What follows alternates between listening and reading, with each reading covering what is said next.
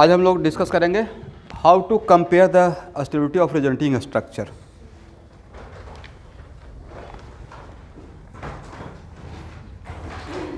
पहला पॉइंट बनाइए,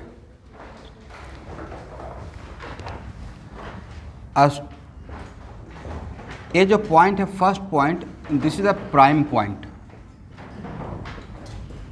ये बोलने का क्या मतलब है कि बाकी पॉइंट के साथ इस पॉइंट का अगर कॉन्ट्राडिक्शन होता है, कॉन्ट्राडिक्शन का मतलब है कि दूसरे पॉइंट के अकॉर्डिंग कुछ और आंसर आ रहा है, इसके अकॉर्डिंग कुछ और आंसर आ रहा है, तो हम लोग इसको फेवर करेंगे।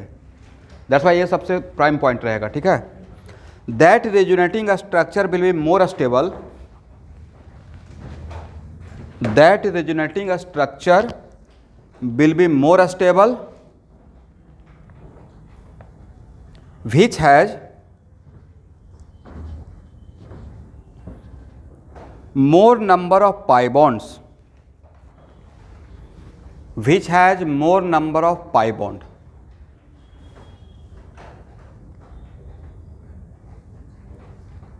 ब्रैकेट लिखिएगा, main sense behind it is fulfill of octet. Main sense,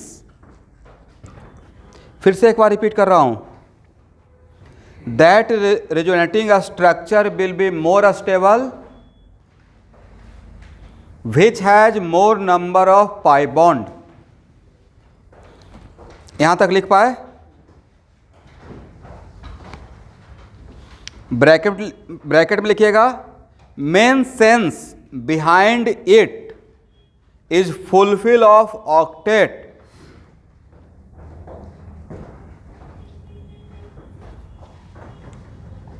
चलिए यहां देखिए स्टूडेंट,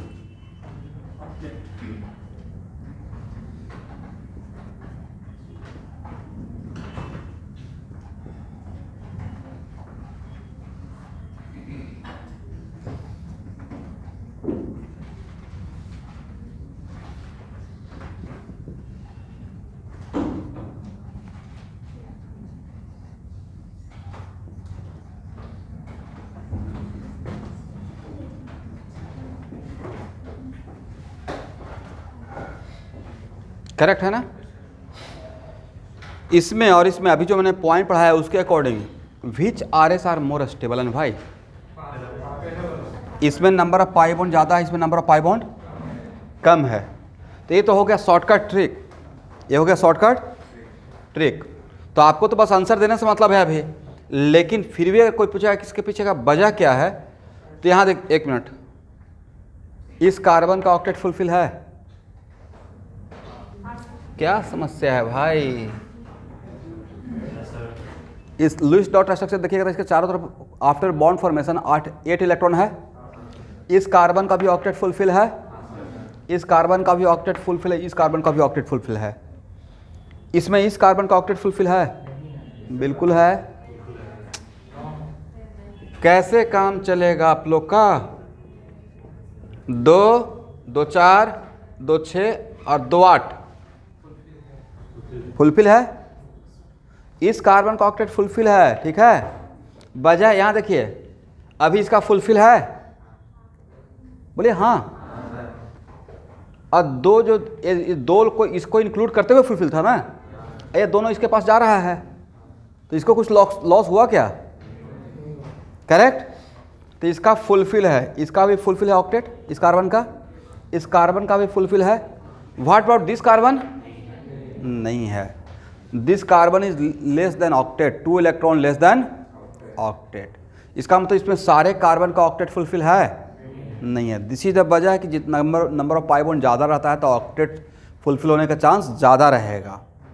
तो ये हो गया कि कोई आपको बिल्कुल डेप्थ में पूछा कि ऐसा क्यों, तब उसका आंसर देने के लिए। अदरवाइज सिर्फ आप इससे काम चलाइए कि वैसा आर एस जिसमें नंबर ऑफ पाई बॉन्ड ज़्यादा रहेगा उसका स्टेबिलिटी ज़्यादा रहेगा, और जिसमें नंबर ऑफ पाई बॉन्ड कम रहेगा उसका स्टेबिलिटी कम रहेगा। यहाँ तक समझ में आ गया? चलिए नेक्स्ट पॉइंट, सेकेंड पॉइंट।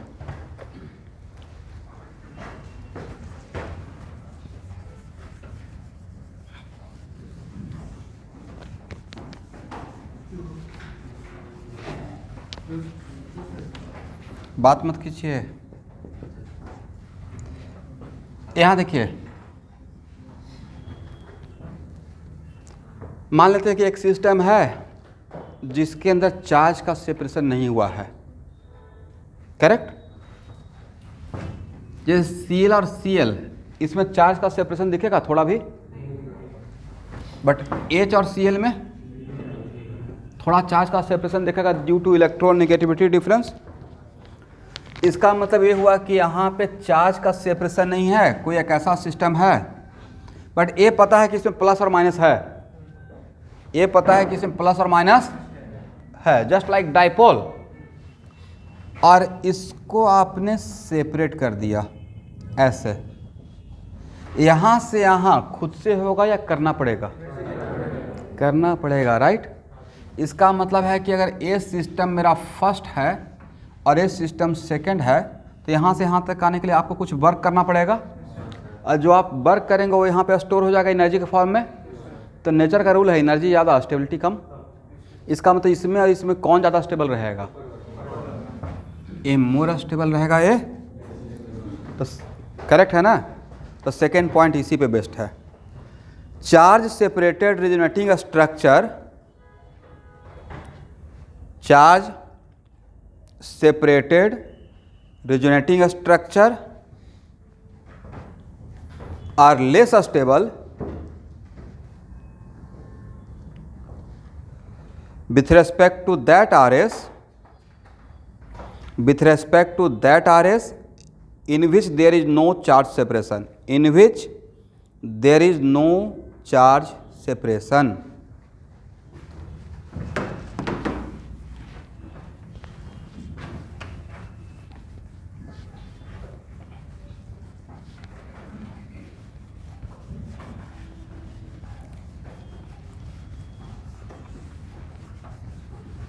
हो गया ना। प्रोवाइडेड मतलब ये थ्योरी लगाने के लिए एक चीज को कांस्टेंट रहना पड़ेगा, provided number of pi bonds are same,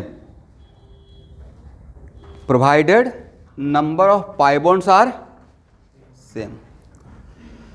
अगर number of pi bonds different रहेगा तब हम लोग किसको फेवर करेंगे? ज़्यादा जिसमें पाई बॉन्ड रहेगा उसका स्टेबिलिटी, क्योंकि वो सबसे प्राइम पॉइंट है, करेक्ट।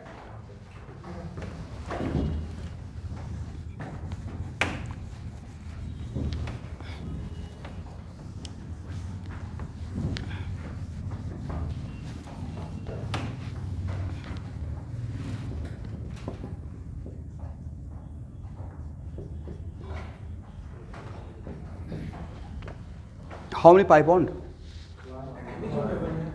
एक ही है। रेजोनेंस होगा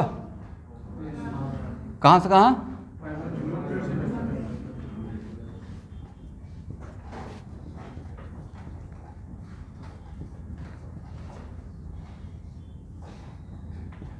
नो डाउट ये न्यूट्रल है, ये भी ओवरऑल न्यूट्रल है। इसमें कितना पाई बॉन्ड? 1। यहाँ भी कितना पाई बॉन्ड? तो क्या यहाँ पे नंबर ऑफ पाई बॉन्ड के कॉन्सेप्ट से यहाँ पे आंसर दिया जा सकता है? नहीं दे सकते हैं। बट अब यहाँ पे सेकेंड पॉइंट अप्लाई हो जाएगा।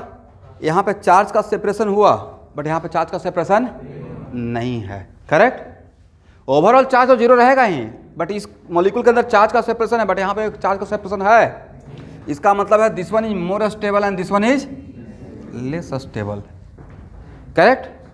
तो इसका अब यहाँ पे देखिएगा, ए मोर स्टेबल है, लेस स्टेबल, ये बॉक्स में लिखिएगा। तो जिस रेजोनेटिंग स्ट्रक्चर का स्टेबिलिटी ज़्यादा, उसका कंट्रीब्यूशन उसके रेजोनेंस हाइब्रिड में कम रहेगा या ज़्यादा रहेगा? ज़्यादा रहेगा। इसका मतलब रिएक्शन के टाइम पे रिप्रेजेंटेटिव बनकर कौन आएगा? यस, रिएक्शन हम लोग रेजोनेंस हाइब्रिड लेकर नहीं करते हैं, कोई आरएस लेकर दिखाते हैं, राइट। तो कौन सा आरएस? जिसका कंट्रीब्यूशन कम है वो, या जिसका शेयर ज़्यादा है वो? जिसका कंट्रीब्यूशन ज़्यादा रहेगा वो। तो स्टेबिलिटी ऑफ, ये सब ऑब्जेक्टिव है आपका, R S in R H, stability of R S in R H directly proportional to what? Stability of R S, stability of R S.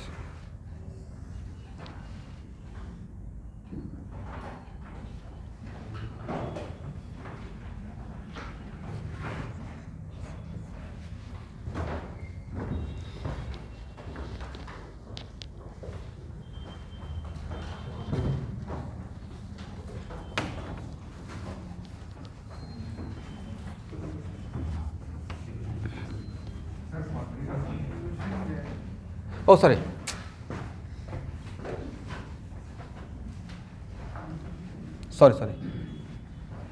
Stability of R S directly proportional to contribution of R S in R H. इसका मतलब है कि जो आज के बाद stability का order रहेगा रेजोनेटिंग स्ट्रक्चर का, वही सेम ऑर्डर किसका हो जाएगा, कंट्रीब्यूशन का, आर एस का, किस में, आर एच में।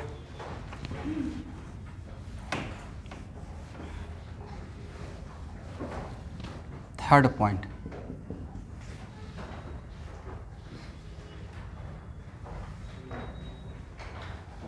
लिखिए,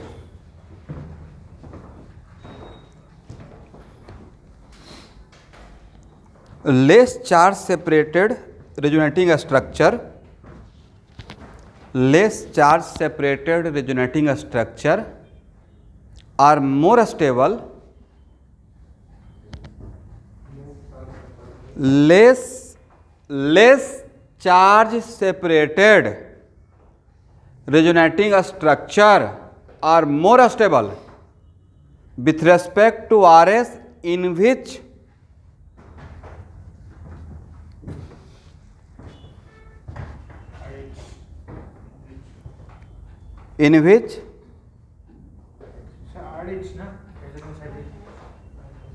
RS बोल रहे हैं भाई, RS कहाँ बोल रहे हैं, RS बोल रहे हैं।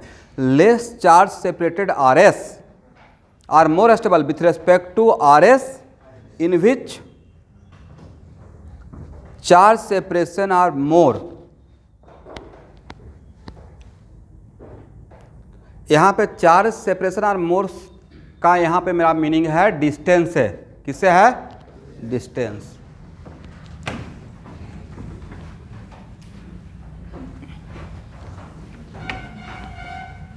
सेंटेंस से मीनिंग पता चलता है कि यहाँ पे कौन सा वर्ड होना चाहिए, इसी को बोलते हैं फिल इन द ब्लैंक का प्रॉब्लम, राइट। नहीं, चलिए सबसे पहले ये बताइए,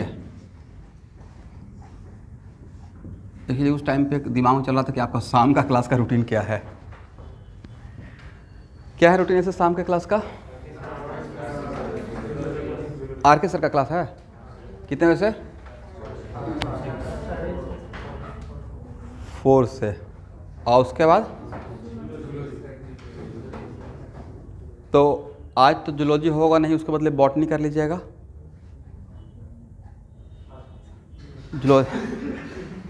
जूलॉजी होता था 12th के साथ, और 12th का बोर्ड का एग्ज़ाम चल रहा है, ठीक है। इसे लॉजिक क्या हो गया कि बॉटनी के क्लास कर लीजिएगा। फ्राइडे का एक्सेप्शन था, पता है ना, दोनों एक साथ चलता था। ये भी परम्यूटेशन एंड कम्बिनेशन है, पूरा सुबह से शाम तक, मतलब जाते जाते आप तो देखते हैं ना, जाते हुए भी रूटीन बना के जाइए, नेक्स्ट डे क्या होगा, मतलब सुबह से शाम तक आपको इन्वॉल्व रहना है।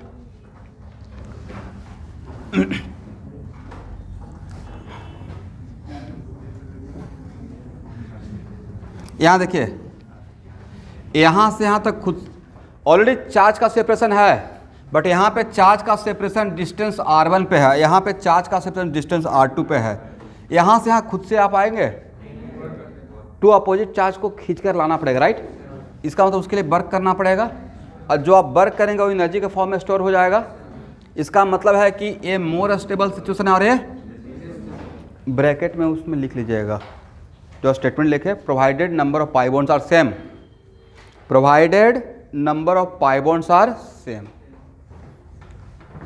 बट आप केमिस्ट्री के क्लास में हैं तो ठीक है, ये सारा पॉइंट 98% में करेक्ट रहेगा, बट समटाइम्स कुछ एक्सेप्शन भी हो सकता है, राइट। वो उस टाइम पे ये नहीं कि सर आपने तो ब्रह्मा का लकीर खींच दिया था, भाई केमिस्ट्री क्लास में ऐसा नहीं हो सकता है, तो वहाँ पे कुछ ऑप्शन हो सकता है। और सबसे इंटरेस्टिंग है कि आईआईटी में जो पूछा हुआ क्वेश्चन है, तो जितना भी मैं 4 पॉइंट बनाता हूँ उसके अलावा कुछ अलग कॉन्सेप्ट पे पूछा हुआ है, तो 4 पॉइंट से वो क्वेश्चन का आंसर नहीं दिया जा सकता था। और वही क्वेश्चन डीके में मैं आपको एक क्वेश्चन लूँगा अभी, जब थोड़ा आपका लेवल अच्छा हो जाएगा।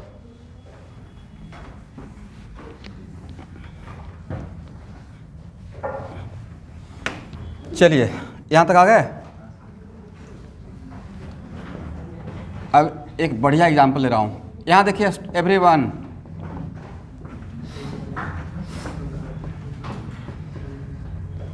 ये बिल्कुल करेक्ट टाइम है इस एग्जांपल को लेने का। CH2 double bond CH, CH double bond CH, CH double bond, याद है आप लोग को? आप लोगों ने ऐसा कमाल किया था, राइट? ये बिल्कुल करेक्ट टाइम है इसको रॉन्ग करने का कि ऐसा क्यों नहीं हुआ।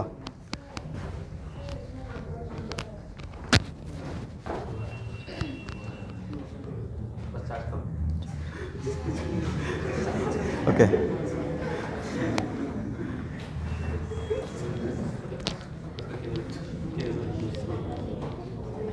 चार्जिंग ये भी हट जाएगा।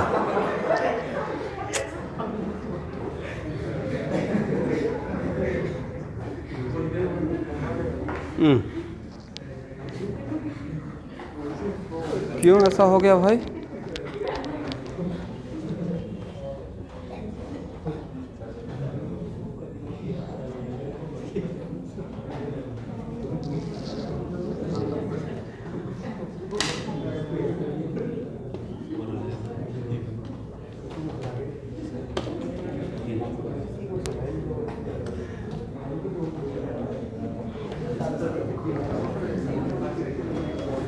चार्जिंग दिखाया क्या? अभी दिखाया था?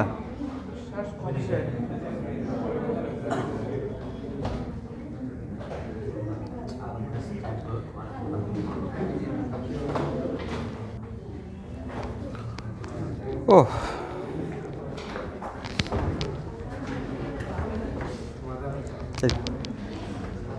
Thank you student. सही टाइम बोल दे, नहीं तो रुक जाता।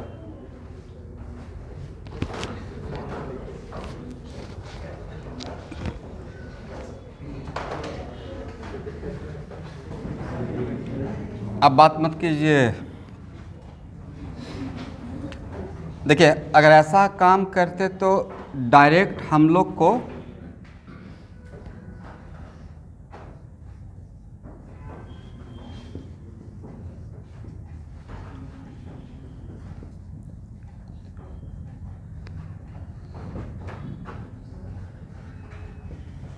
ARS मिल जाता। एग्री?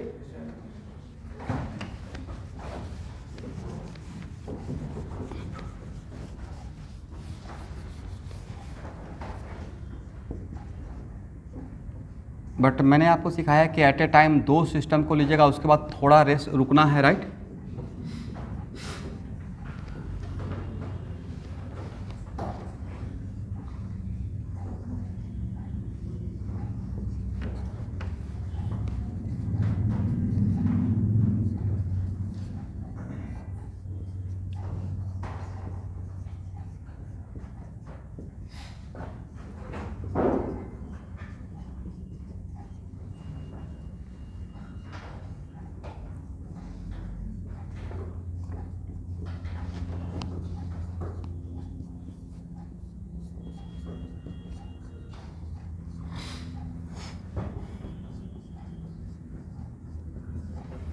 ये है फर्स्ट, ये है सेकंड और ये है थर्ड। इन तीनों में सब द्वार होगा पीछे आने से, बोथ साइड, लेकिन इन तीनों में ही सबसे ज़्यादा स्टेबल कौन?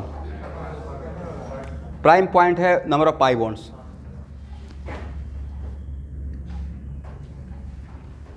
सबसे ज़्यादा स्टेबल फर्स्ट रहेगा ना, सेकंड क्यों होगा? सबसे पहले नंबर ऑफ पाई बॉन्ड्स देखना है, राइट? इसलिए मैंने उसको प्राइम पॉइंट बताया था। First will be favour number of pi bonds, कहीं पे लिख लीजिए नोट करके। First will be favour what? Number of pi bonds. अब सेकंड और थर्ड में बताइए, सेकंड में कितना पाई बॉन्ड? 2। थर्ड में भी कितना पाई बॉन्ड? तो क्या पाई बॉन्ड से आंसर देंगे? नहीं देंगे यहाँ पे। बट इसमें चार्ज का सेपरेशन और इसमें चार्ज का सेपरेशन, किसमें चार्ज का सेपरेशन ज़्यादा डिस्टेंस पे है? तो लेस स्टेबल। अरे तो एक्चुअली ऐसा काम करते तो उसको मिस कर जाते, जिसका स्टेबिलिटी ज़्यादा है, जिसका कंट्रीब्यूशन आरएच में ज़्यादा है उसको छोड़ दिए, और जिसका कंट्रीब्यूशन कम है उसको दिखा दिए। करेक्ट है ना? दिस इज द रीजन मैं बोला था कि 2 एरो एक साथ लेते हैं इन जनरल। आंसर मिल गया आपको। हम लोग को जिसका कंट्रीब्यूशन RH में ज़्यादा रहेगा उसका ज़्यादा इंपॉर्टेंस देंगे। तो इसमें और इसमें किसका कंट्रीब्यूशन ज़्यादा रहेगा? इसका कंट्रीब्यूशन ज़्यादा रहेगा, राइट, सेकंड का। और ऐसा काम करते तो सेकंड ही मिसिंग हो जाता। लॉजिक समझे? तो कुछ भी बोला गया तो उसके पीछे कुछ ना कुछ रीजन था, तो उस रीजन को एक करेक्ट टाइम था आपको बताने का। अब कॉन्फिडेंस में आ जा कि हाँ ऐसा होना चाहिए था। पहले शायद लग रहा होगा 2% कि नहीं ऐसा नहीं भी हो सकता था, अब तो समझ में आ गया कैसा होना चाहिए। ओके, तो स्टेबिलिटी का ऑर्डर क्या रहेगा? फर्स्ट ग्रेटर देन, इसका नाम A बोल देते हैं, इसका नाम B बोल देते हैं, इसका नाम C बोल देते हैं। तो स्टेबिलिटी का ऑर्डर रहेगा A greater than B greater than C। इसमें क्या देखे? पॉइंट ऑफ व्यू देखने का, नंबर ऑफ पाई बॉन्ड्स। इन दोनों के बीच में क्या देखे? नंबर ऑफ पाई बॉन्ड्स या चार्ज का सेपरेशन? चार्ज का सेपरेशन, ठीक है।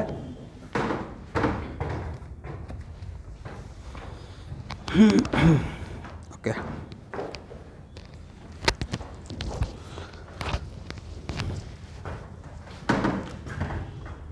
यहां तक क्लियर हो गया एवरीवन? इसको हटाया जाए।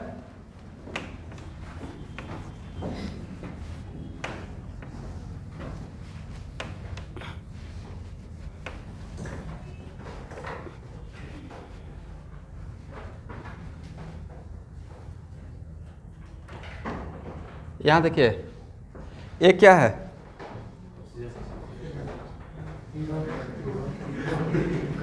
सही बोले। नहीं, एक स्टूडेंट पूछ ही रहे थे कि सर यहाँ पे जीरो का क्या काम है? जीरो क्यों दिया हुआ है? मजाक नहीं कर रहा हूँ। मैं बोला कि भाई ऑर्गेनिक केमिस्ट्री, इस जीरो का मतलब ऑक्सीजन होता है। जीरो का मतलब क्या होता है? ऑक्सीजन। चलिए यहाँ देखिए, ऑक्सीजन और carbon when we compare in the same period, same period में तो electronegativity is the driving force, right. तो इलेक्ट्रोनेगेटिविटी द ड्राइविंग फोर्स का मतलब है कि आंसर देने के लिए जनरली हम लोग इलेक्ट्रोनेगेटिविटी को ख्याल करेंगे। किसको? और ग्रुप में साइज फैक्टर, ग्रुप में कौन सा? Size factor. तो ऑक्सीजन और कार्बन सेम ग्रुप का है या सेम पीरियड का है? सेम पीरियड का है, करेक्ट। तो सेम पीरियड में ऑक्सीजन पे निगेटिव चार्ज और कार्बन पे निगेटिव चार्ज, किस पे निगेटिव चार्ज ज़्यादा स्टेबल है, ज़्यादा टॉलरेबल है? किस पे ज़्यादा स्टेबल रहेगा? क्यों ऐसा? तो more electronegative, yes, more electronegative atom पे निगेटिव चार्ज ज़्यादा फेवरेबल, ज़्यादा टॉलरेबल, ज़्यादा स्टेबल रहेगा with respect to less electronegative, correct. क्योंकि इसका नेचर में ये था इलेक्ट्रॉन लेने का, राइट। इसका मतलब अगर स्टेबिलिटी का ऑर्डर बात किया जाए तो ये स्टेबिलिटी का ऑर्डर होना चाहिए। मैं इसको लिखवा दूंगा लैंग्वेज में। अब बताइए O प्लस और C प्लस में किस पे पॉजिटिव चार्ज ज़्यादा स्टेबल रहेगा? भाई फ्लोरीन पे प्लस दे दीजिएगा, नहीं लगता है बहुत भयानक काम कर दिए? एक कुछ इस टाइप का सिचुएशन हो जाएगा कि देखें क्या उसको बोलते हैं, जो येलो कलर का होता है, जो काटने में बहुत ज़्यादा पेन होता है।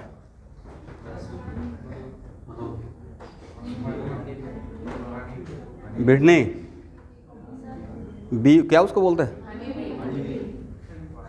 हनी तो हनी अलग है, बी सिर्फ हो येलो कलर का होता है ना, येलो कलर का जो काट लेता है, यस। तो उसका भी एक छत्ता लगता है, राइट। वो ऐसा कुछ सिचुएशन हो जाएगा कि उसमें अगर ऐसे मार दिए पत्थर तो जो उसका अटैकिंग मोड है, राइट। ऐसा करना भी नहीं है, अब एग्जाम का टाइम आ रहा है। वही सिचुएशन यहाँ पे देखेगा भाई। और फ्लोरीन पे पॉजिटिव कैरेक्टर डेवलप करके छोड़ दिया तो उसका पाई क्लाउड, इलेक्ट्रॉन क्लाउड पे अटैकिंग कैपेसिटी बिल्कुल एनॉर्मस कैरेक्टर हो जाएगा ना। इसका मतलब मैंने आपको क्या समझाने की कोशिश किया कि मोर इलेक्ट्रोनिगेटिव एटम पे पॉजिटिव चार्ज कम स्टेबल, कम टॉलरेबल है, कम फेवरेबल है with respect to less electronegative. इसका मतलब इन दोनों में किसका स्टेबिलिटी ज़्यादा रहेगा? लिख लीजिए। बात में इसको एक मिनट रुकिए। अब मान लेते हैं कि मेरे पास कोई 2 RS है, ध्यान सुनना है। दो RS है और वन ऑफ द RS में ऑक्सीजन पे निगेटिव है और दूसरे RS में कार्बन पे निगेटिव है और number of pi bond same है, तो कौन सा RS ज़्यादा स्टेबल रहेगा? जिसमें ऑक्सीजन पे निगेटिव रहेगा वो RS ज़्यादा स्टेबल रहेगा विथ रिस्पेक्ट टू। अब दूसरा एग्जाम्पल, कोई दो RS है जिसमें number of pi bond same है, करेक्ट, बट एक में ऑक्सीजन पे पॉजिटिव आ रहा है दूसरे में कार्बन पे पॉजिटिव आ रहा है, तब कौन स्टेबल रहेगा? कार्बन पे स्टेबल रहेगा, करेक्ट है ना? चलिए इसी को लिखिए। Yes, A resonating structure, A resonating structure with positive charge on less electronegative atom, with positive charge on less electronegative atom or negative charge on more electronegative atom, with positive charge on less electronegative atom or positive charge, sorry, फिर से मिला लीजिएगा student, a resonating structure with positive charge on less electronegative atom और negative charge on more electronegative atom, यहां तक सब लोग लिख पाए? Will be more stable with respect to reverse situation, with respect to reverse situation.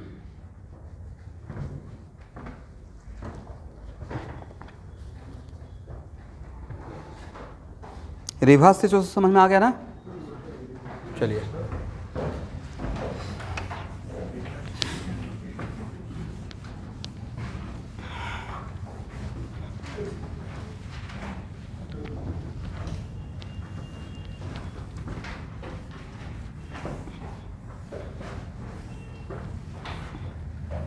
यहाँ देखेंगे,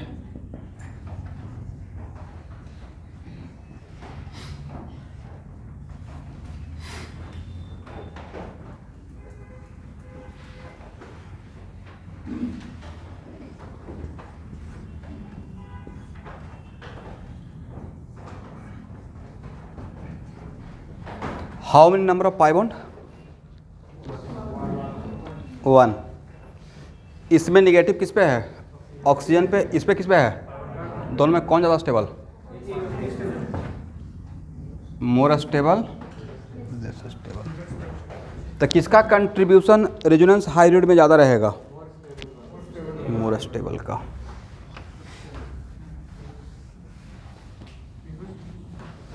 बात मत कीजिए।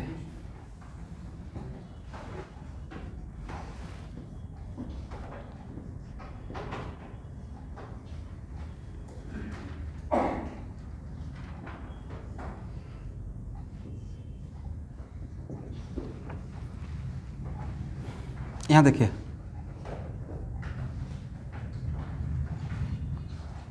इसमें किस पे पॉजिटिव है?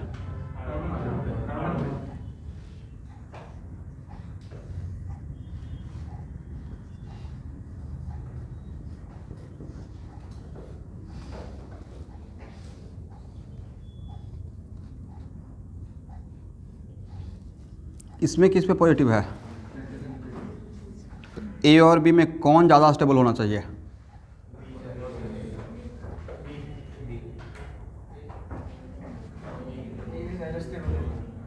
बोलिए।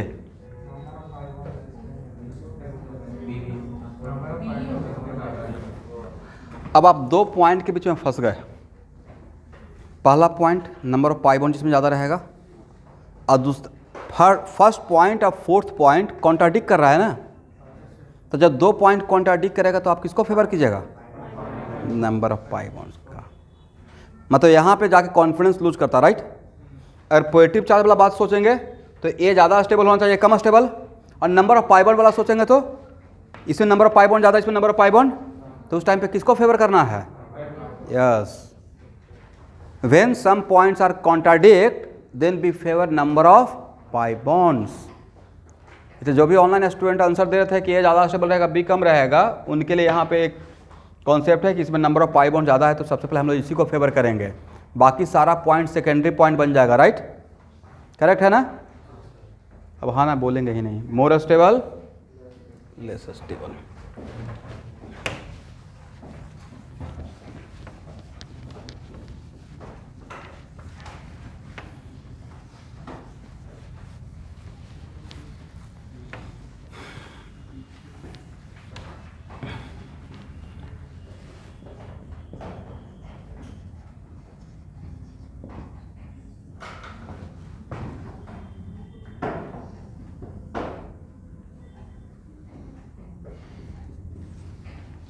चलिए ड्रॉ ऑल आर एस, जल्दी से कौन सबसे फास्ट ड्रॉ करते हैं?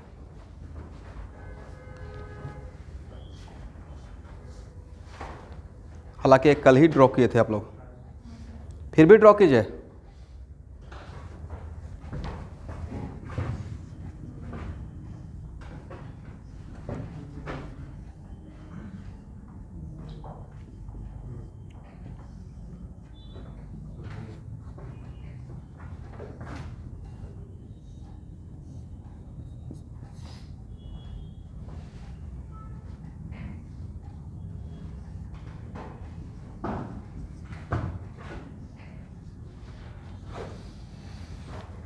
How many R S?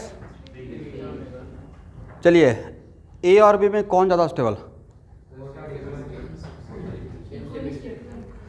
तो किसी भी पॉइंट से आप इसका स्टेबिलिटी का डिफरेंस बता पा रहे हैं?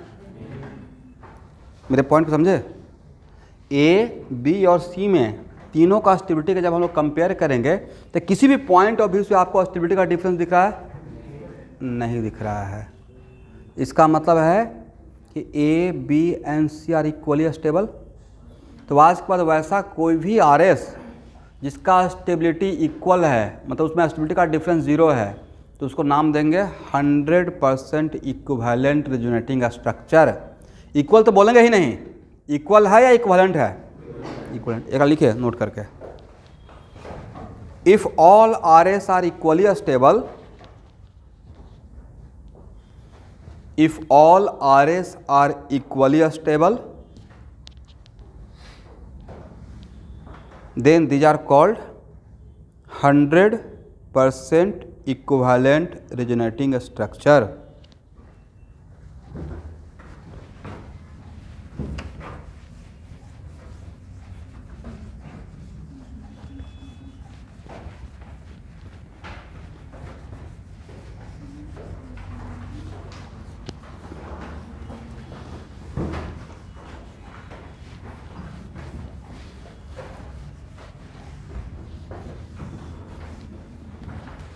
हो गया यहाँ तक? चलिए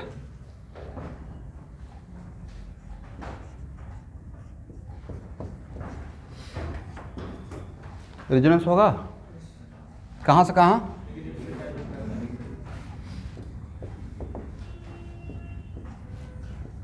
तो जो सेकेंड आर एस मिलेगा तो इसमें इसमें कौन ज़्यादा स्टेबल? हाँ ना, कुछ बोलिए। This is also the case of 100% equivalent, right? दोनों के बीच में मोर स्टेबल और लेस स्टेबल बोलने का कोई पॉइंट है आपके पास? यहाँ पे एक पाई बॉन्ड, यहाँ भी एक पाई बॉन्ड। चांस की बात है कि वो पाई बॉन्ड सेम एटम के बीच में है। ये भी कार्बोनाइल, ये भी क्या कार्बोनाइल। यहाँ पे भी ऑक्सीजन पे नेगेटिव, यहाँ भी ऑक्सीजन पे इक्वल नहीं बोलना है, इक्वल तो है ही नहीं, इक्विवेलेंट। देखिए this is also the case of stability of both are S are equal.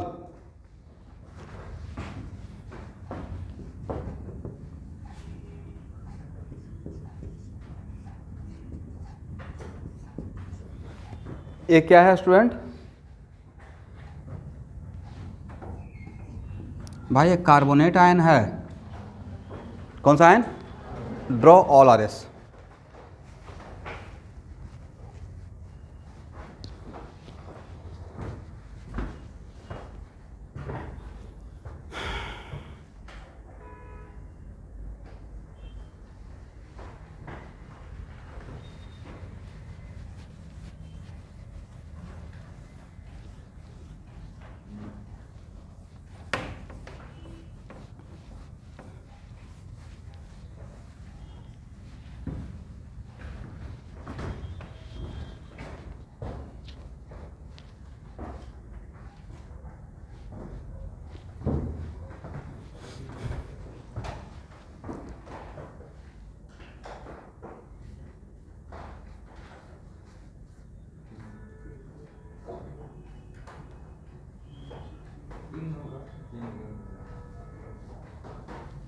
कितना होगा? करेक्ट आंसर इज 3 होगा, राइट?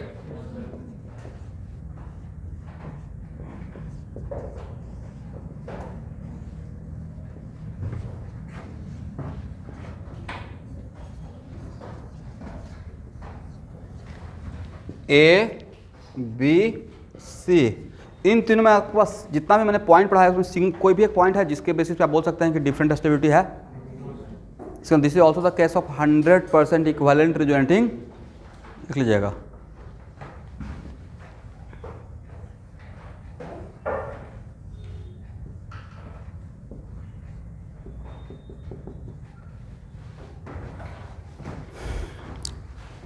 इसका कितना आरएस आया था कल के क्लास में?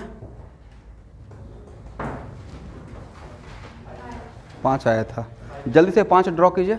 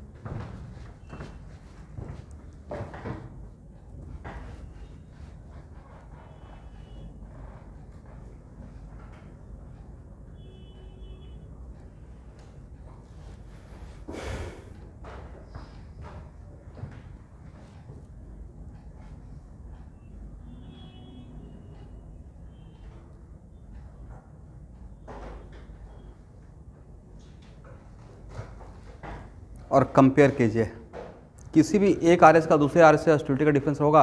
इसका मतलब all 5 R S are equal in stability. इसका मतलब सबका कंट्रीब्यूशन रेजोनेंस हाइब्रिड में डिफरेंट रहेगा या सेम रहेगा?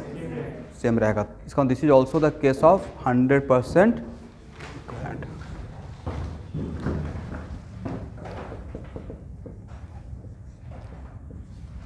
एक कौन सा आयन? बोले फॉस्फेट। इसका स्ट्रक्चर ये होता है स्टूडेंट,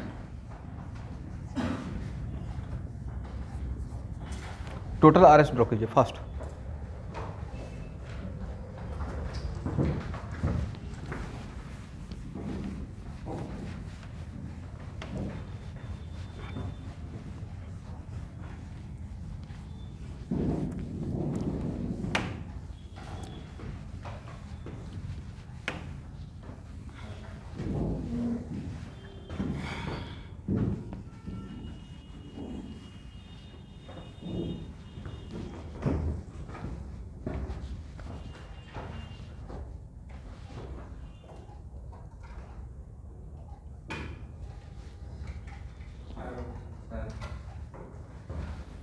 चार मिलेगा।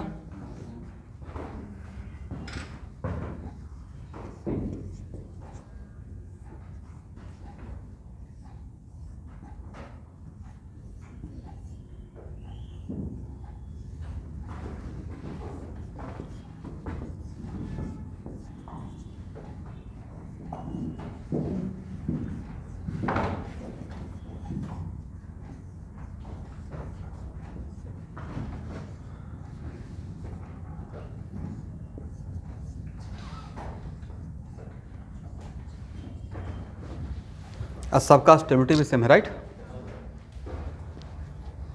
अब हेडिंग बनाइए, कैलकुलेशन ऑफ बॉन्ड ऑर्डर।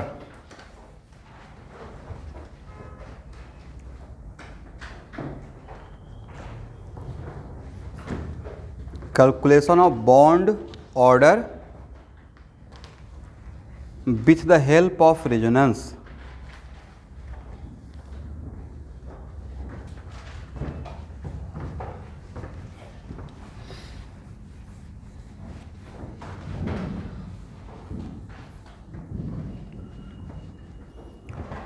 नीचे कंडीशन लिखिए।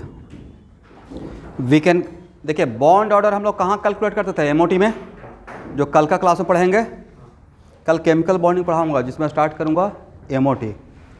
हाइब्रिडेशन तो पूरा हो गया ना, और overlapping of orbitals VBT MOT और हाइब्रिडेशन का तीनों का असाइनमेंट एक साथ देंगे, ठीक है। पहले MOT कवर करने दीजिए। Calculation of bond order by resonance only when, calculation of bond order by resonance only when all RS are equal in stability.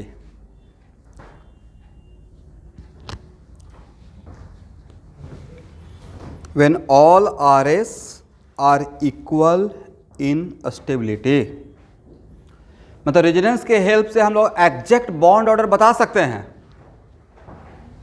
But उसके लिए कंडीशन है कि जब सारा आरएस क्या रहेगा, जैसे ही मोर अस्टेबल और लेस अस्टेबल तब फिर आप गेस कर सकते हैं, एग्जैक्ट नहीं बता सकते हैं। ये बोल सकते हैं पार्शियल डबल बॉन्ड है, बट वो कितना है नहीं बता सकते हैं।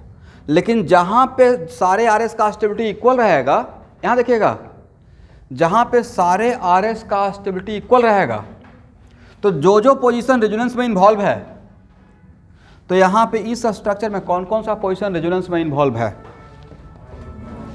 ये सारा पोजीशन, तो उन सारे पोजीशन का आप एग्जैक्ट बॉन्ड ऑर्डर बता सकते हैं, दूसरे जगह का नहीं।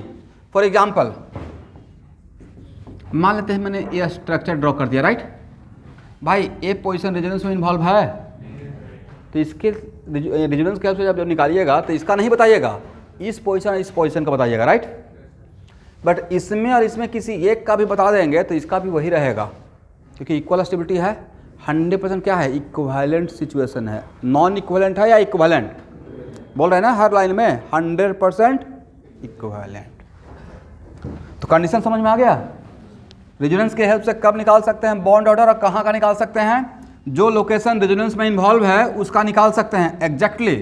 But what is the criteria in condition, जब all RS are equal in stability, right. Very good.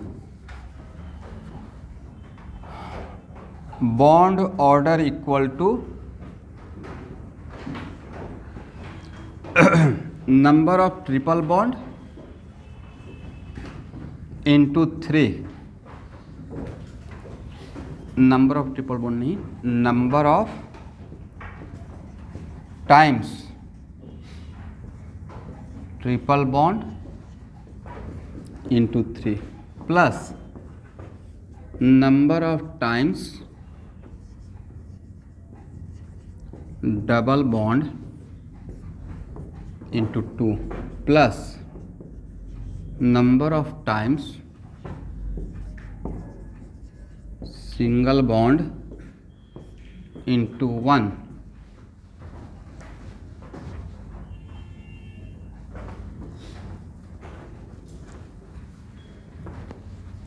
Divided by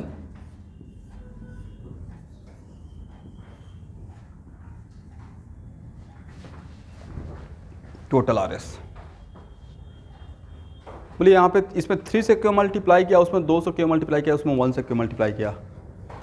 triple bond के लिए बॉन्ड ऑर्डर अगर कंप्लीट ट्रिपल बॉन्ड रहता तो उसका बॉन्ड ऑर्डर कितना रहता, 3।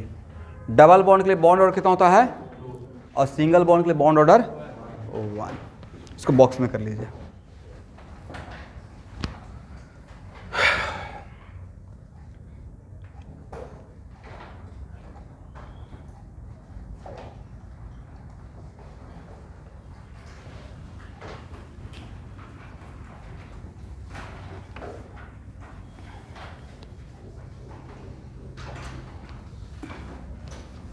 इसको हटाया जाए।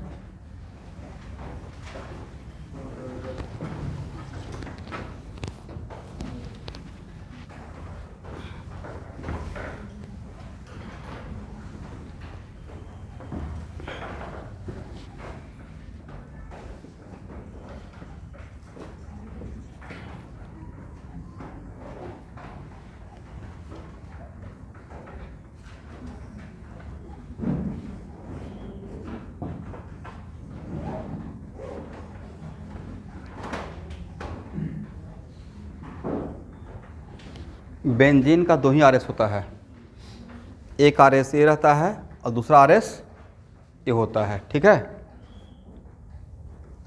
इसमें और इसमें किसका स्टेबिलिटी ज़्यादा है? सेम स्टेबिलिटी है, राइट। इसका मतलब this is also the case of 100% equivalent. यहाँ देखिए स्टूडेंट, तो और इस 6 का 6 लोकेशन इन्वॉल्व है, तो इस केस में किसी एक लोकेशन का अगर आप बता दिए बॉन्ड ऑर्डर तो सबका वही रहेगा। बट अगर आप कार्बन नंबर 1 और कार्बन नंबर 2 का पे फोकस किए हैं तो हर आरएस में इसी लोकेशन को देखना है। तो बॉन्ड ऑर्डर के लिए कितना बार ट्रिपल बॉन्ड आया था? ट्रिपल बॉन्ड तो है ही नहीं, तो टर्म 0 हो गया। डबल बॉन्ड कितना बार आया है? यहाँ पे 1-2 के बीच में देख रहे हैं तो यहाँ भी 1-2 ही देखिएगा, राइट। किसी एक लोकेशन में फोकस कीजिए, बाकी को छोड़ दीजिए, सबका वही आंसर रहेगा। अगर वो 100% इक्विवेलेंट है तो how many number of times double bond appear? तो 1 into 2। How many number of times single bond appear? 1 into 1। और टोटल आरएस कितना हो गया? एग्जैक्टली 1.5 होता है। तो बेंजीन में हर कार्बन के बीच का बॉन्ड और 1 और 2 के बीच में होता था वो, लेकिन है कितना? बट ये तभी आप बता पाए कि एग्जैक्टली 1.5, जबकि दोनों का स्टेबिलिटी क्या है? सेम है। सेम नहीं रहता तो गेस करते, एग्जैक्ट नहीं बताते।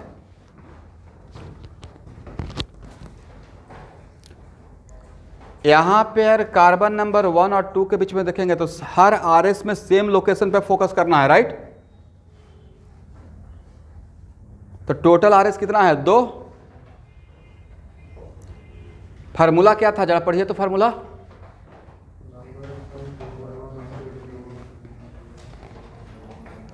एक मिनट रुकिए।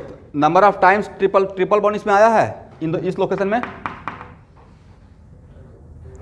तो वो वाला टर्म क्या हो जाएगा? 0।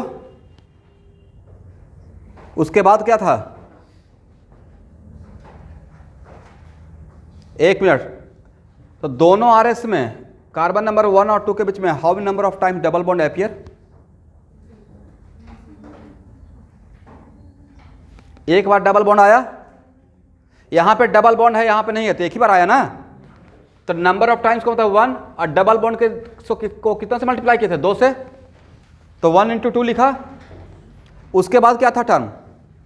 फार्मूला भी देखना है भाई।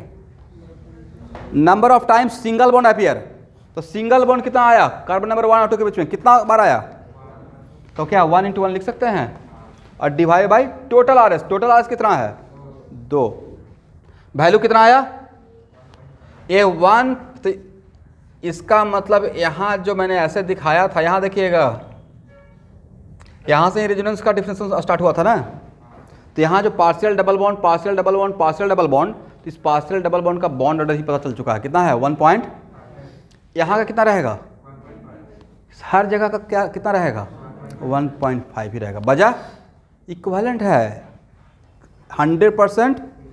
तो जहाँ पे 100% इक्विवेलेंट रहेगा तो जो लोकेशन इन्वॉल्व है हर लोकेशन का बॉन्ड ऑर्डर डिफरेंट रहेगा या सेम रहेगा? तो किसी एक का निकाल दिया मतलब हर लोकेशन का वही वैल्यू रहेगा। करेक्ट है ना?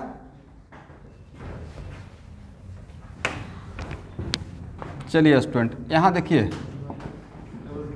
बहुत आसान है भाई। यहाँ देखिएगा, रेजोनेंस होगा।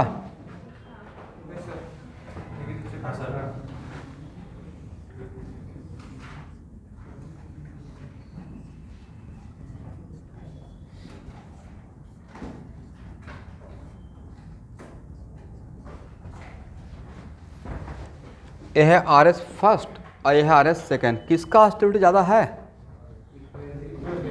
इक्वल है। इसका मतलब यहाँ का बॉन्ड ऑर्डर और यहाँ का बॉन्ड ऑर्डर डिफरेंट रहेगा, सेम रहेगा? तो किसी एक जगह का निकाल लेते हैं। यहाँ भी ये फार्मूला सूट कर जाएगा। फार्मूला में क्या रहेगा जरा बताइए? 1 into 2 प्लस 1 into 1 और डिवाइड बाई 2 लिख सकते हैं। ऑनलाइन स्टूडेंट बोला कीजिए। तो कितना हो जाएगा? 1.5। इसका मतलब कार्बन नंबर 1, 2, 3 C1 C2 के बीच का बॉन्ड ऑर्डर C2 C3 का डिफरेंट रहेगा, सेम रहेगा? सेम रहेगा। करेक्ट है ना?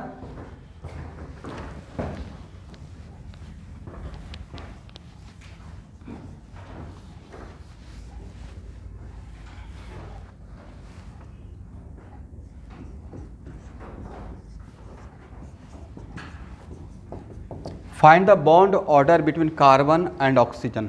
Do it fast. Find the bond order between carbon and oxygen. और अगर रेजोनेंस का कॉन्सेप्ट नहीं रहेगा तो आप ऐसे आंसर लगा के आ जाइएगा. Bond order equal to 2 and bond order equal to 1. हाँ या ना. एक बार यहाँ देख लीजिएगा 2 नज़र आएगा और यहाँ देख लीजिएगा तो क्या नज़र आएगा 1. अभी तो नहीं होगा बट हो सकता था. कैलकुलेट कीजिए. आप RS तो ड्रॉ कर चुके हैं, दोबारा मेहनत क्यों कीजिएगा. इसका भी जस्ट RS ड्रॉ किए थे. किसी एक जगह पे फोकस कर लीजिए. 1 आएगा. गलत है भाई.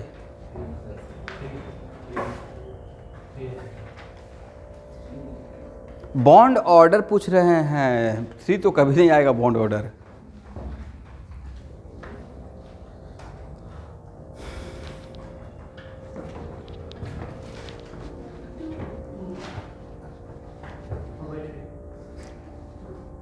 One very good. 4/3 है 1.33.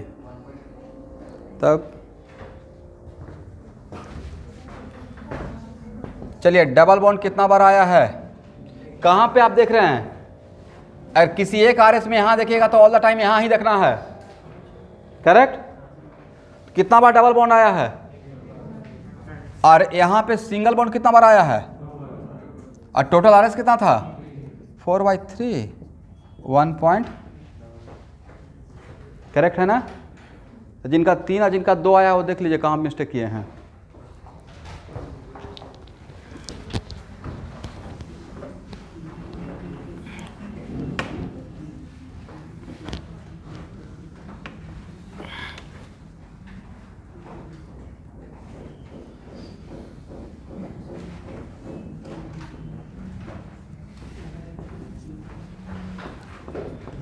चलिए 1 2 3 4 5. इसका कितना RS आया था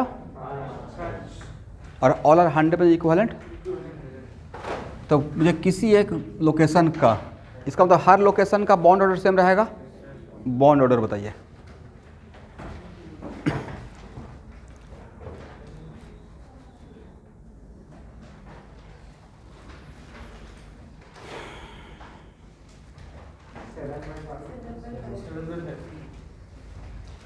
तो 7/5 मतलब बॉन्ड ऑर्डर ऐसे किए 2 × 2 प्लस 3 × 1 और डिवाइड बाई 5.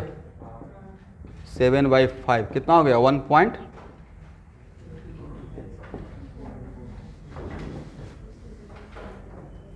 दो बार डबल बॉन्ड आया होगा और 3 बार सिंगल बॉन्ड और डिवाइड बाई टोटल RS. ये नीट का क्वेश्चन नहीं हो गया. नीट से ऊपर हो गया. इतना बात करने के लिए आपको स्टेबिलिटी का ज्ञान चाहिए. राइट. अभी लग रहा होगा सर एज इट इज है. इतना कहानी पिछले 4 क्लास से रेजोनेंस बोलते बोलते यहाँ तक आपको पहुँचाए हैं.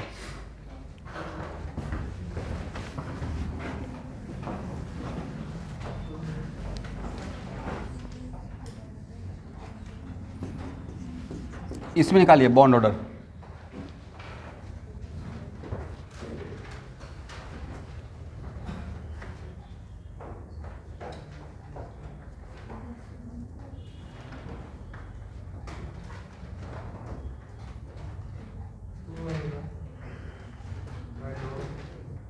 नहीं, इसमें भी 4/3 आना चाहिए.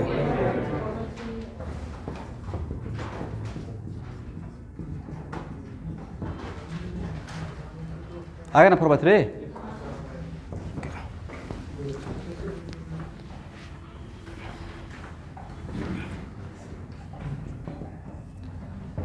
ओके एवरीवन,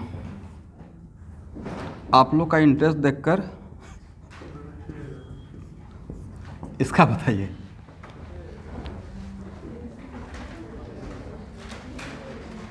और सबसे इंटरेस्टिंग बात है कि आप लोग जो पहले मेहनत किए उसका लाभ नहीं उठाते हैं. और जो इसमें वेरी वाइज पीपल होंगे वो पीछे से देख लेंगे कि RS ड्रॉ कर चुके हैं.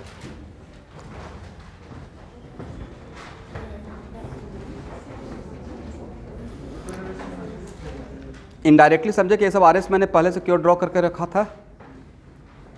और इसका इन सब आर एस का एक जगह और यूज करेंगे, विग्रस, बोलिए कहाँ पे? एरोमेटिसिटी में।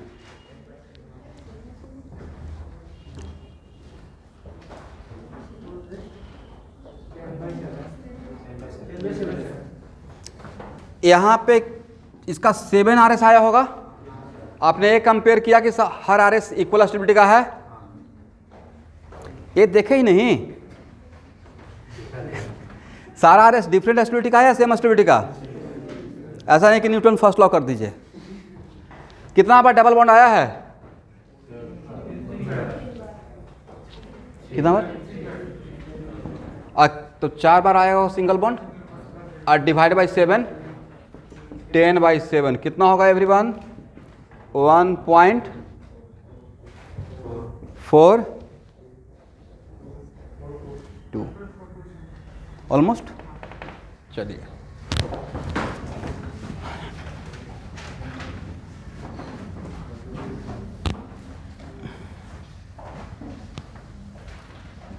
मतलब इस टाइप का सिचुएशन रहेगा तो बन जाएगा, राइट?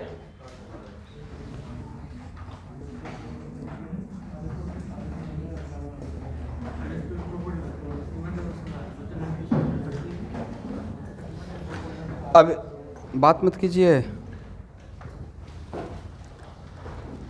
देखिए इस टाइप का क्वेश्चन एडवांस में मैचिंग में पूछा गया है, हालांकि वो आएगा नहीं। मैचिंग का भी तो क्वेश्चन आता है, मिलाने का। और मैचिंग में कितना कॉलम रहता है?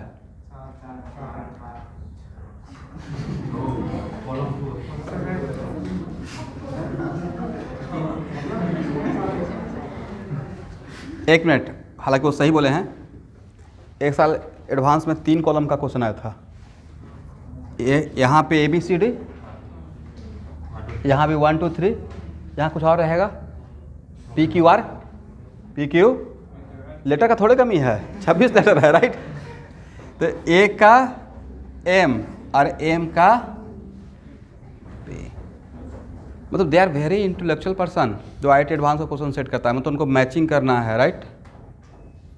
पहला और मैचिंग का क्वेश्चन आया होगा तो कैसा लग रहा होगा? ये पैटर्न 2006 से स्टार्ट हुआ है।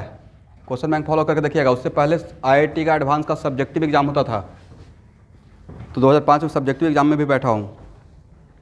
और सब उस टाइम पे मेरा 60 का क्वेश्चन था, 60 और 3 अलग अलग पेपर सेम डे। तो 60 में 40 मार्क्स था मेरा फिजिक्स में। 2005 की बात कर रहा हूँ। 2006 में पहला बार पैटर्न चेंज हुआ जिसमें सब कुछ आया, और उसी पैटर्न को अभी तक फॉलो किया जा रहा है। मतलब मैचिंग ओनली वन, पहला ऑप्शनल ओनली वन ऑप्शन, और फर्स्ट टाइम चेंज होता है तो बहुत हो हल्ला होता है। Only one option, more than one option, multiple choice, integer type, फिर पैराग्राफ, और उसके बाद फिल इन द ब्लैंक का भी कहीं पे ऑप्शन है। हर एक चीज़, पैराग्राफ हो गया, इंटीजर टाइप हो गया, मैचिंग हो गया, only one option, more than one option, जितना भी तरीका हो सकता था सब चेंज था। सब हर टाइप पे आया था। और फर्स्ट टाइम OMR सीट भरने का तरीका आया था, ठीक है? अब उसमें I am very much thankful to जो वहाँ पे एक टेस्ट सीरीज चला रहे थे। देखिए टेस्ट का क्या फ़ायदा होता है, यहाँ देखिएगा। तो फर्स्ट टाइम जब मैचिंग का आया था तो हम लोग सब ग्रुप में जो तैयारी करते थे ना, बहुत मजाक उड़ाते थे कि अच्छा ये तो लगता है कि हिस्ट्री है कि अकबर का जन्म कहाँ हुआ था। हिस्ट्री में होता ना मैचिंग का, मिलाने का, राइट? बट भाई टेस्ट सीरीज वाले क्वेश्चन देना स्टार्ट किए बिल्कुल उसी पैटर्न पे, और उस पैटर्न के साथ हम लोग फैमिलियर हो गए। अगर नहीं टेस्ट देते तो पैटर्न ही पकड़ में नहीं आता नॉलेज रहते हुए। तो उसका फ़ायदा ये हुआ कि पैराबोला का एक क्वेश्चन 6 मार्क्स का आया, और मैथ का क्वालिटी है कि या तो नहीं बनेगा, बनेगा तो सही आंसर रहेगा। एक निगेटिव ये है कि हर प्रॉब्लम में एक नया थ्योरी रहता है, राइट? पॉजिटिव बात होता है कि अगर बनाया और आंसर आया तो 99% चांस रहता है करेक्ट ही रहता है। तो उसमें पैराबोला एक क्वेश्चन था, मैचिंग किया, तो एक का ऑप्शन निकल गया तो सबका एक एक खटाखट निकल गया, 6 मार्क्स। तो मैथ सबसे डिफिकल्ट जोन मेरे लिए था, तो उसका ज़्यादा नहीं 15 क्वेश्चन बनाया आउट ऑफ 39 क्वेश्चन, मतलब बड़ा बड़ा क्वेश्चन बना लिए, अच्छा स्कोर हो गया। मतलब ज़्यादा नहीं था, मेरा अपना प्लानिंग का पार्ट था। तो टेस्ट का बहुत एडवांटेज, जैसे अभी टेस्ट लेते हैं तो आप लोगों को लगता होगा ना आज सर मना कर देते थे टेस्ट के लिए, काश आज बोलते कि आज नहीं टेस्ट होगा, ऐसा रहता है। बट टेस्ट ही आपको, आप कितना जानते हैं, हु केयर, कोई केयर करेगा आपका जब तक रिजल्ट नहीं होगा। कहावत है ना, जो जीता वही सिकंदर। नहीं दिमाग एक कहते हैं आप किससे कितना आगे सोच पा रहे हैं। हम लोग नहीं सोच पाए, हम लोग ऑफलाइन पढ़ाते रह गए। नॉलेज ज़्यादा रहते हुए भी अगर हम लोग यूट्यूब पे पहले से रहते तो आज के डेट में मैं भी रहता केमिस्ट्री वाला। राइट बिल्कुल रहता भाई, जिस तरीके से चीज़ों को करते हैं। और हम लोग तो ऐसे ऐसे महान टीचर से पढ़े हुए हैं कि जहाँ तक लोगों का ख्वाब रहेगा कि काश उस टीचर से पढ़े रहते। मतलब सच में बता रहा हूँ, आई am very much luckiest person कि मैं उन सारे टीचर से पढ़ा जिनसे पढ़ने के लोग लाइन लगाया रहता था, उनसे पढ़ा। मतलब उस क्लास में बैठते तो समा बन जाता था फिजिक्स का। आप डीके सेन से ही ऑर्गेनिक पढ़ रहे हो, सबसे बड़ी बात है। इसका आप फॉलो आप करते हैं book, one of the best book in India for problem solving IIT advance के लिए, मैं उन्हीं से पढ़ा। तो सोचिए उस क्लासरूम का क्या समा रहा होगा, उन्हीं का रिफ्लेक्शन मैं ऑर्गेनिक आपको देता हूँ। तो अल्टीमेट था, बट वहाँ तक नहीं सोच पाए, कभी रिक्वायरमेंट ही नहीं हुआ कि यूट्यूब पे जाना है। बस सोचते थे अच्छा किसी दिन यूट्यूब पे वीडियो डालेंगे, पहले से ही अगर करते रहते पहले से। अब आए भी तो अब इतने लोग आ चुके हैं कि कुछ नया सोच कर आना पड़ेगा बढ़िया से।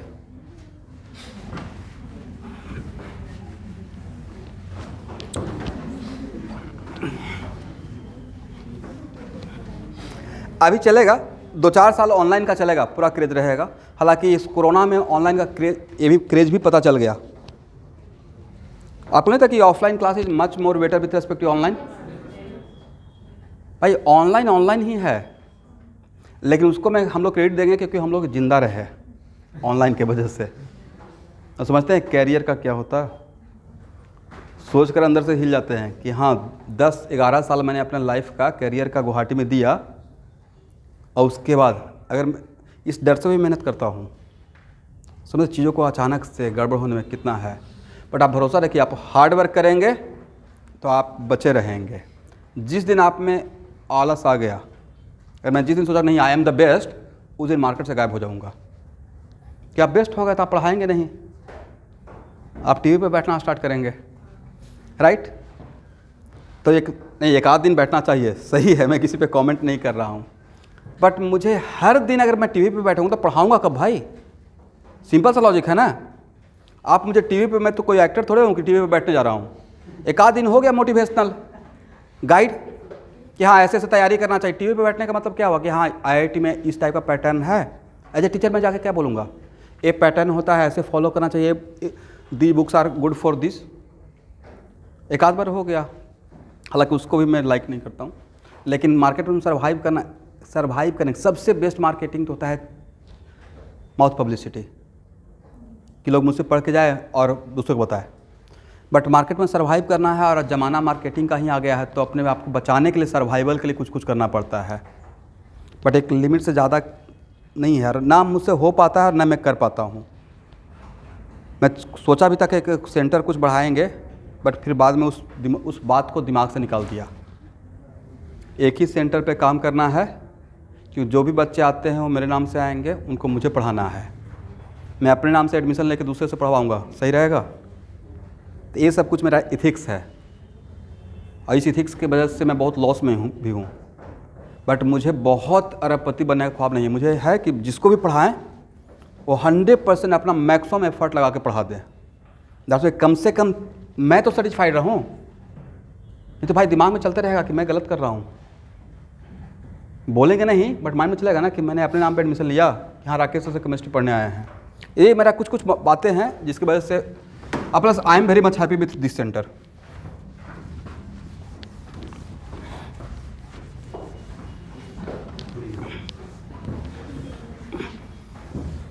चलिए यहाँ से ही नेक्स्ट क्लास आज के लिए इतना ही।